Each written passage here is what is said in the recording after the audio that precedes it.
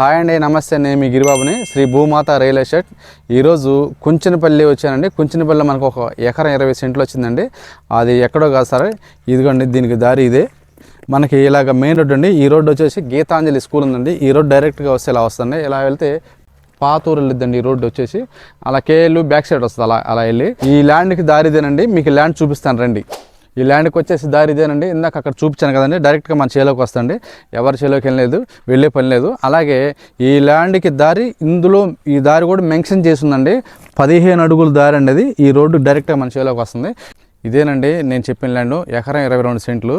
ఈ ల్యాండ్ మనకు వచ్చేసి నేషనల్ హైవే వచ్చేసి ఎగ్జాక్ట్లీగా 1/2 కిలోమీటర్ ఉంటుందండి. 1/2 కిలోమీటర్ లోపే ఆ బిల్డింగ్ కనపడుతుంది, కానీ ఆ బిల్డింగ్కి ఫ్రంట్ సైడే నేషనల్ హైవే వచ్చేసి. అలాగే మనకి ఇదిగోండి ఈ కేఎల్యూ కనిపిస్తుంది అండి. బ్యాక్ సైడ్ మొత్తం ఇదంతా కనిపించేది ఆ బిల్డింగ్లన్నీ కేఎల్యూ అండి. ఈ ల్యాండ్కి బ్యాక్ సైడ్ 30 acres తీసుకున్నారండి కన్స్ట్రక్షన్కి. రేపు సమ్మర్లో కన్స్ట్రక్షన్ స్టార్ట్ అవుతుందండి. అలాగే మనకి ఇలా ఫ్రంట్ సైడ్ కూడా వచ్చేసి కన్స్ట్రక్షన్ జరుగుతుందండి. ఇవ్వండి ఇవి వచ్చేసి గెస్ట్ హౌస్లు. ఇవ్వండి ఇదొకటి అదొకటి గెస్ట్ హౌస్లు కట్టుకున్నారండి. మనకి చూడండి, ఇంకా మీకు అటు సైడ్ చూడండి, బ్యాక్ సైడ్ బిల్డింగ్లు కనపడుతుంది చూడండి పెద్దవి. అదేనండి హైవే మనకి.